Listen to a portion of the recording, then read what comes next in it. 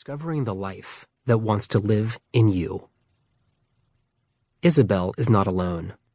A study conducted by UCLA called The American Freshman asked a random 200,000 freshman university students about their life goals. 77% of them responded that making money was their most important goal. However, because there is only a slight relationship between wealth and happiness, having the singular goal of making money can ironically lead to unhappiness. The purpose of living a positive Jewish life is not about making money. It is about creating meaning and a true sense of accomplishment. Yet, the state of work life in the 21st century paints a very different picture of what is important to people and whether they view their work as a contribution to the well-being of others. In 2017, a study showed that 50% of people were satisfied with their jobs, compared to 1987 when 61% were satisfied with their work. Why are people becoming less and less satisfied with their work? Psychologist Abraham Maslow said, "The most beautiful fate, the most wonderful good fortune that can happen to any human being is to be paid for doing that which he passionately loves to do." While it may be unrealistic to imagine that we can always be happy with our work lives, with 50% reporting dissatisfaction, half of us are spending too much of our time unhappy at work. As we have learned, work is one of the 5 areas of well-being, and when our work is unfulfilling and/or making us unhappy, it has a negative effect on all the key areas of our lives. How many of those unhappy at work could benefit from following a different approach to job and career decisions?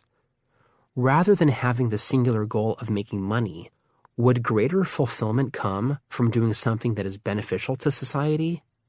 Have you ever considered making decisions about your career based on contributing to the well-being of others? This is not to suggest one needs to drop everything and go work at a charitable organization. The value is found not by searching out the neediest and working in that setting, but by identifying the work that inspires you and answers the question, what is going to make me the most fulfilled in my life, rather than what is going to make me the most money. For those who are unsatisfied at work, changing jobs could be a solution. But perhaps it's not the current job that is the problem. Perhaps we need to embrace the question posed by educator and activist Parker Palmer, who said, "Is the life you are living the life that wants to live in you?" In other words, have you discovered your unique gift, your highest purpose? Only you know what it may be and how to reveal it to yourself and to the world. People with the highest levels of well-being and happiness have found the life that wants to live in them. They have discovered how to align their work life with their life's calling, and thereby made their calling their career. Plant the seeds of your legacy. The Jewish ideal of a person's work being a legacy to the world is best illustrated by the Talmudic tale of an old man who was planting trees. Asked by a passerby, "Why do you plant the trees, since you will never enjoy the fruit?"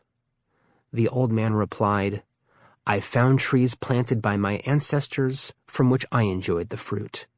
Surely it is my duty to plant trees that those who come after me might enjoy their fruit." This attitude creates positive ripples from one generation to the next and teaches the important lesson of stewardship. There comes a time in everyone's life when they need to give serious thought to the type of work they will do. For many, this happens towards the end of college and into their 20s.